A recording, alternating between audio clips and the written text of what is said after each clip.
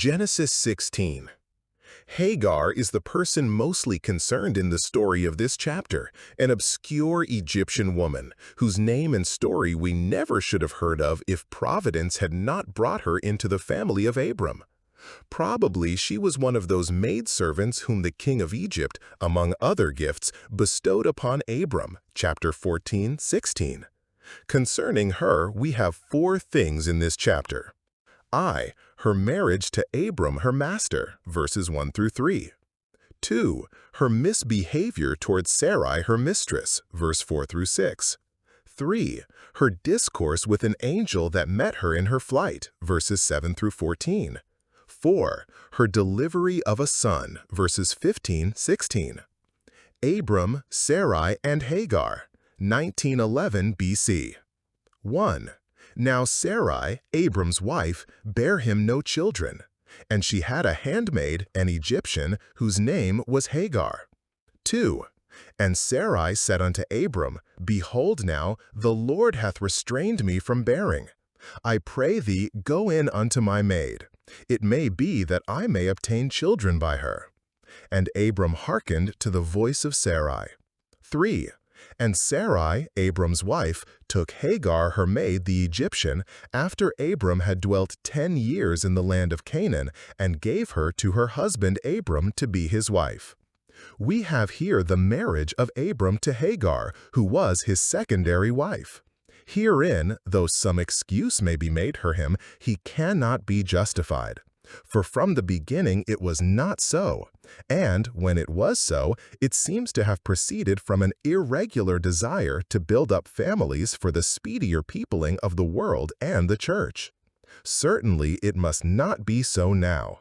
Christ has reduced this matter to the first institution, and makes the marriage union to be between one man and one woman only. Now, 1. The maker of this match, would one think it, was Sarai herself. She said to Abram, I pray thee, go in unto my maid, verse 2.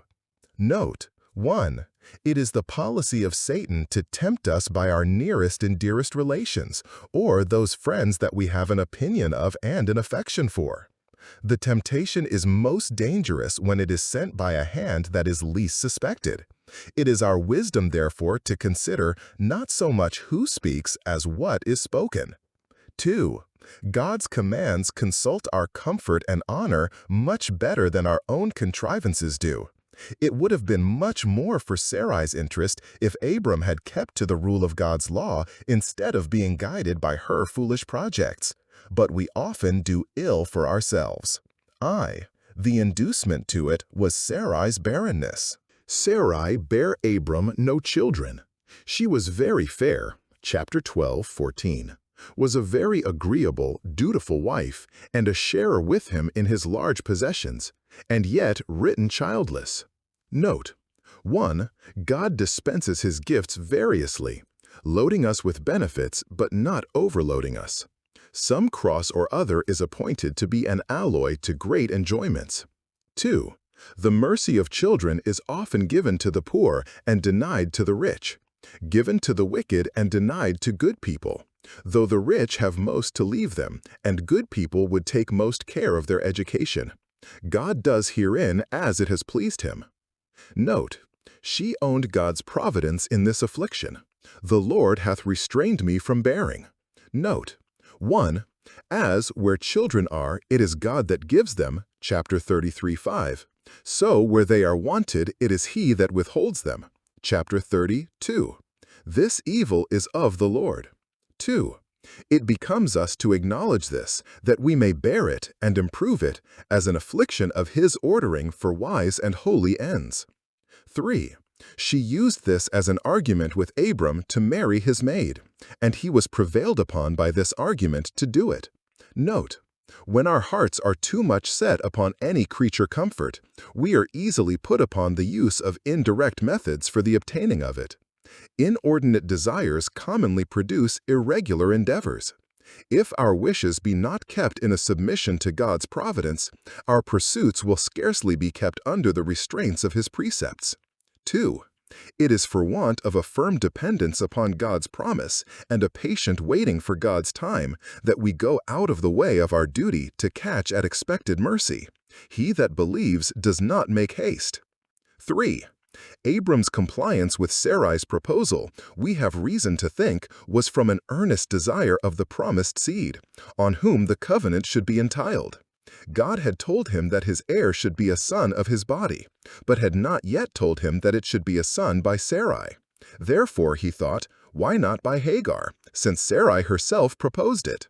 Note: foul temptations may have very fair pretenses and be colored with that which is very plausible. 2. Fleshly wisdom, as it anticipates God's time of mercy, so it puts us out of God's way. 3. This would be happily prevented if we would ask counsel of God by the word and by prayer before we attempt that which is important and suspicious. Herein Abram was wanting. He married without God's consent. This persuasion came not of him that called him. And he went in unto Hagar, and she conceived. And when she saw that she had conceived, her mistress was despised in her eyes. 5. And Sarai said unto Abram, My wrong be upon thee. I have given my maid into thy bosom. And when she saw that she had conceived, I was despised in her eyes. The Lord judge between me and thee. 6. But Abram said unto Sarai, Behold, thy maid is in thy hand. Do to her as it pleaseth thee. And when Sarai dealt hardly with her, she fled from her face. We have here the immediate bad consequences of Abram's unhappy marriage to Hagar. A great deal of mischief it made quickly. When we do not well, both sin and trouble lie at the door, and we may thank ourselves for the guilt and grief that follow us when we go out of the way of our duty. See it in this story. Sarai is despised, and thereby provoked, and put into a passion. Verse 4. Hagar no sooner perceives herself with child by her master than she looks scornfully upon her mistress, upbraids her perhaps with her barrenness, insults over her to make her to fret, as 1 Sam 1:6, and boasts of the prospect she had of bringing an heir to Abram, to that good land, and to the promise. Now she thinks herself a better woman than Sarai, more favored by heaven, and likely to be better beloved by Abram, and therefore she will not submit as she has done. Note: 1. Mean and servile spirits, when favored and advanced either by God or man, are apt to grow haughty and insolent, and to forget their place and origin. See Prov 29:21, 30, 21-23. It is a hard thing to bear honor aright. 2.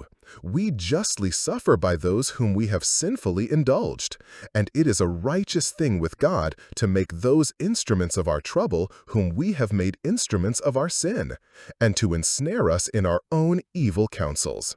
This stone will return upon him that rolleth it. B. Abram is clamored upon, and cannot be easy while Sarai is out of humor. She upbraids him vehemently, and very unjustly charges him with the injury. Verse 5.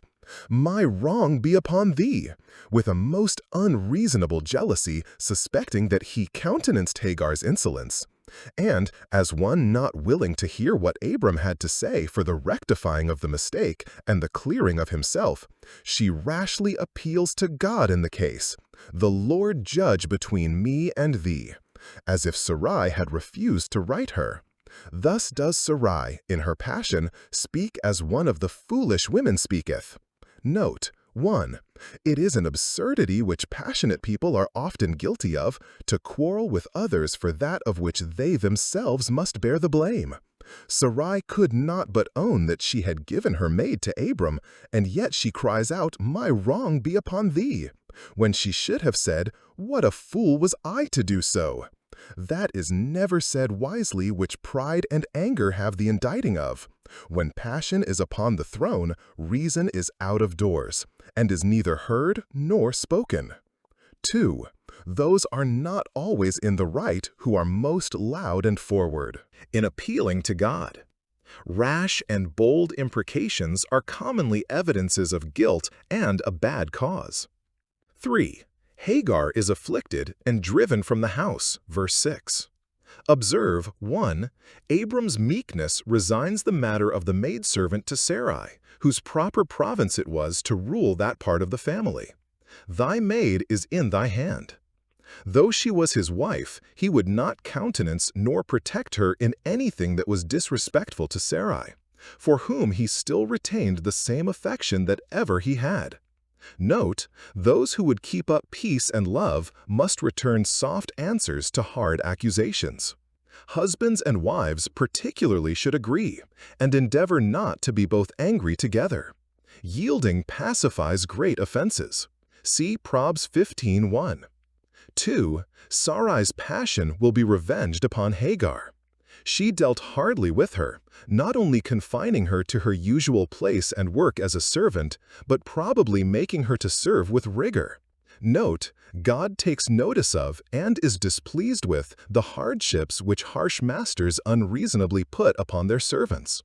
They ought to forbear threatening with Job's thought, "Did not he that made me make him?" Job 31:15. 3. Hagar's pride cannot bear it, her high spirit having become impatient of rebuke. She fled from her face. She not only avoided her wrath for the present, as David did Saul's, but she totally deserted her service and ran away from the house, forgetting, 1. What wrong she hereby did to her mistress, whose servant she was, and to her master, whose wife she was. Note, pride will hardly be restrained by any bonds of duty, no, not by many. 2. That she herself had first given the provocation, by despising her mistress. Note, those that suffer for their faults ought to bear their sufferings patiently. 1 Peter 2:20. 7. And the angel of the Lord found her by a fountain of water in the wilderness, by the fountain in the way to Shur. 8. And he said, Hagar, Sarai's maid, whence camest thou, and whither wilt thou go? And she said, I flee from the face of my mistress Sarai. 9. And the angel of the Lord said unto her, Return to thy mistress, and submit thyself under her hands. Here is the first mention we have in Scripture of an angel's appearance. Hagar was a type of the law, which was given by the disposition of angels.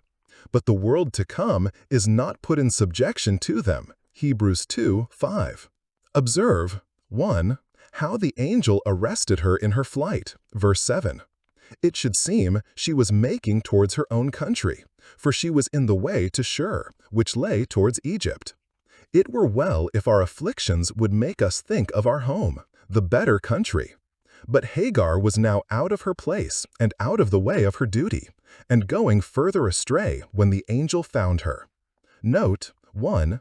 It is a great mercy to be stopped in a sinful way, either by conscience or by providence. 2. God suffers those that are out of the way to wander a while, that when they see their folly and what a loss they have brought themselves to, they may be the better disposed to return. Hagar was not stopped till she was in the wilderness, and had sat down, weary enough, and glad of clear water to refresh herself with. God brings us into a wilderness, and there meets us. Hosea 2:14. How he examined her. Verse 8. Observe, he called her Hagar, Sarai's maid, 1, as a check to her pride. Though she was Abram's wife, and as such was obliged to return, yet he calls her Sarai's maid to humble her. Note, though civility teaches us to call others by their highest titles, yet humility and wisdom teach us to call ourselves by the lowest. 2. As a rebuke to her flight. Sarai's maid ought to be in Sarai's tent, and not wandering in the wilderness and sauntering by a fountain of water. Note, it is good for us often to call to mind what our place and relation are. See Ecclesiastes 10:4. The questions the angel put to her were proper and very pertinent. 1. Whence comest thou? Consider that thou art running away both from the duty thou wast bound to and the privileges thou wast blessed with in Abram's tent. Note, it is a great advantage to live in a religious family, which those ought to consider who have that advantage, yet upon every slight inducement are forward to quit it. 2. Whither wilt thou go? Thou art running thyself into sin in Egypt. If she return to that people, she will return to their gods. And into danger in the wilderness, through which she must travel. Dut 8:15. Note, those who are forsaking God and their duty would do well to remember not only whence they have fallen, but whither they are falling. See Jer 2:18. What hast thou to do with Hagar in the way of Egypt? John 6:68. Her answer was honest and a fair confession. I flee from the face of my mistress. In this, 1, she acknowledges her fault in fleeing from her mistress, and yet, 2, excuses it, that it was from the face of displeasure of her mistress. Note, children and servants must be treated with mildness and gentleness, lest we provoke them to take any irregular courses, and so become accessory to their sins, which will condemn us, though it will not justify them. 4. How he sent her back with suitable and compassionate counsel. Return to thy mistress, and submit thyself under her hand. Verse 9. Go home, and humble thyself for what thou hast done amiss, and beg pardon, and resolve for the future to behave thyself better. He makes no question but she would be welcome, though it does not appear that Abram sent after her. Note, those that have gone away from their place and duty, when they are convinced of their error, must hasten their return and reformation, how mortifying soever it may be. The promise concerning Ishmael, 1911 BC. And the angel of the Lord said unto her, I will multiply thy seed exceedingly, that it shall not be numbered for multitude. 11. And the angel of the Lord said unto her, Behold, thou art with child, and shalt bear a son, and shalt call his name Ishmael, because the Lord hath heard thy affliction. 12. And he will be a wild man. His hand will be against every man, and every man's hand against him. And he shall dwell in the presence of all his brethren. 13. And she called the name of the Lord that spake unto her, Thou God seest me. For she said, Have I also here looked after him that seeth me? 14. Wherefore the well was called Beer Lahairoi. Behold, it is between Kadesh and Bered. We may suppose that the angel, having given Hagar that good counsel, verse 9, to return to her mistress, she immediately promised to do so, and was setting her face homeward. And then the angel went on to encourage her with an assurance of the mercy God had in store for her, and her seed. For God will meet those with mercy that are returning to their duty. I said, I will confess, and thou forgavest. PS 32:5. Here is I, a prediction concerning her posterity, given her for her comfort in her present distress. Notice is taken of her condition. Behold, thou art with child, and therefore this is not a fit place for thee to be in. Note, it is a great comfort to women with child to think that they are under the particular cognizance and care of the divine providence. God graciously considers their case and suits supports to it. Now, 1. The angel assures her of a safe delivery, and that of a son which Abram desired. This fright and ramble of hers might have destroyed her hope of an offspring, but God dealt not with her according to her folly. Thou shalt bear a son. She was saved in childbearing not only by providence, but by promise. 2. He names her child, which was an honor, both to her and it. Call him Ishmael, God will hear. And the reason is, because the Lord hath heard. He has, and therefore he will. Note, the experience we have had of God's seasonable kindness to us in distress would encourage us to hope for similar help in similar exigencies. PS 10:17. He has heard thy affliction. Verse 11. Note, even where there is little cry of devotion, the God of pity sometimes graciously hears the cry of affliction. Tears speak as well as prayers. This speaks comfort to the afflicted, that God not only sees what their afflictions are, but hears what they say. Note further, seasonable succors in a day of affliction ought always to be remembered with thankfulness to God. Such a time, in such a strait, the Lord heard the voice of my affliction and helped me. See Jude 26:7, PS 31:22. 3. He promises her a numerous offspring, verse 10. I will multiply thy seed exceedingly. Heb, multiplying, I will multiply it, that is, multiply it in every age, so as to perpetuate it. It is supposed that the Turks at this day descend from Ishmael, and they are a great people. This was in pursuance of the promise made to Abram. I will make thy seed as the dust of the earth. Chapter 13:16. Note, many that are children of godly parents have, for their sakes, a very large share of outward common blessings, though, like Ishmael, they are not taken into covenant. Many are multiplied that are not sanctified. 4. He gives a character of the child she should bear, which, however it may seem to us, perhaps was not very disagreeable to her. Verse 12.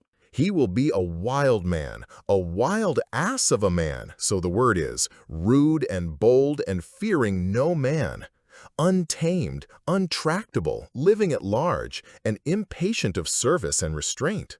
Note, the children of the bondwoman who are out of covenant with God are, as they were born, like the wild ass's colt. It is grace that reclaims men, civilizes them, and makes them wise and good for something. It is foretold, 1, that he should live in strife and in a state of war. His hand against every man, this is his sin, and every man's hand against him, this is his punishment. Note, those that have turbulent spirits have commonly troublesome lives. Those that are provoking, vexatious, and injurious to others must expect to be repaid in their own coin. He that has his hand and tongue against every man shall have every man's hand and tongue against him, and he has no reason to complain of it. And yet, 2, that he should live in safety and hold his own against all the world. He shall dwell in the presence of all his brethren. Though threatened and insulted by all his neighbors, yet he shall keep his ground, and for Abram's sake, more than his own, shall be able to make his part good with them. Accordingly, we read, chapter 25:18, that he died, as he lived, in the presence of all his brethren. Note, many that are much exposed by their own imprudence are yet strangely preserved by the divine providence. So much better is God to them than they deserve, when they not only forfeit their lives by sin, but hazard them. 2. Hagar's pious reflection upon this gracious appearance of God to her, verse 13 and 14. Observe in what she said. 1. Her awful adoration of God's omniscience and providence with application of it to herself. She called the name of the Lord that spoke unto her, that is, thus she made confession of his name. This she said to his praise, Thou God seest me. This should be, with her, his name forever, and this his memorial, by which she will know him and remember him while she lives. Thou God seest me. Note, 1. The God with whom we have to do is a seeing God, and all-seeing God. God is, as the ancients express it, all-eye. 2. We ought to acknowledge this with application to ourselves. He that sees all sees me, as David, PS 139:1, O Lord, thou hast searched me and known me. 3.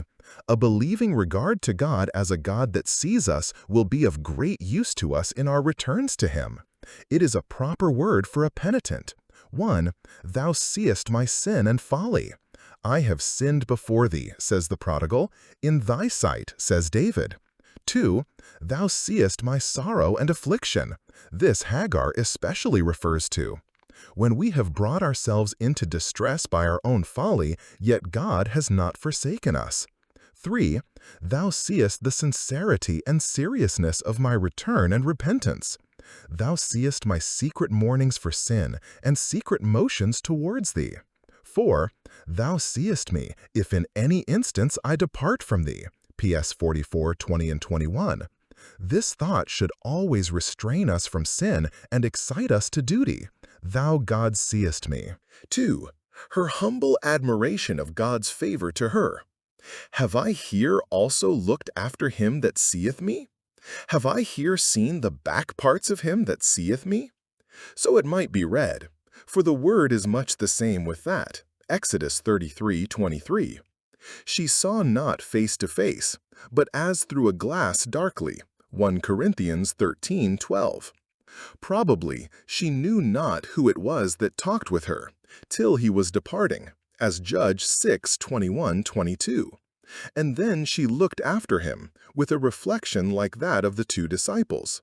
Luke 24:31-32. Or, have I here seen him that sees me? Note, 1. The communion which holy souls have with God consists in their having an eye of faith towards him, as a God that has an eye of favor towards them. The intercourse is kept up by the eye. 2. The privilege of our communion with God is to be looked upon with wonder and admiration. 1. Considering what we are who are admitted to this favor. Have I that am so mean, I that am so vile? 2. Considering the place where we are thus favored, here also, not only in Abram's tent and at his altar, but here also, in this wilderness, here where I never expected it, where I was out of the way of my duty? Lord, how is it? Some make the answer to this question to be negative, and so look upon it as a penitent reflection. Have I here also in my distress and affliction looked after God? No, I was as careless and unmindful of him as ever I used to be, and yet he has thus visited and regarded me. For God often anticipates us with his favors, and is found of those that seek him not. Isaiah 65. 3. The name which this gave to the place. Bir Lahai Roi, the well of him that liveth and sees me. Verse 14. It is probable that Hagar put this name upon it, and it was retained long after, in perpetuam re memoriam, a lasting memorial of this event. This was a place where the God of glory manifested the special cognizance and care he took of a poor woman in distress. Note, 1. He that is all-seeing is ever living. He lives and sees us. 2. Those that are graciously admitted into communion with God and receive seasonable comforts from him should tell others what he has done for their souls, that they also may be encouraged to seek him and trust in him. 3. God's gracious manifestations of himself to us are to be had in everlasting remembrance by us and should never be forgotten. The birth of Ishmael, 1911 BC. 15. And Hagar bare Abram a son, and Abram called his son's name, which Hagar bare, Ishmael. 16. And Abram was 86 years old when Hagar bare Ishmael to Abram. It is here taken for granted, though not expressly recorded, that Hagar did as the angel commanded her, returning to her mistress and submitting herself, and then, in the fullness of time, she brought forth her son. Note, those who obey divine precepts shall have the comfort of divine promises. This was the son of the bondwoman that was born after the flesh, Galatians 4:23, representing the unbelieving Jews, verse 25. Note, 1.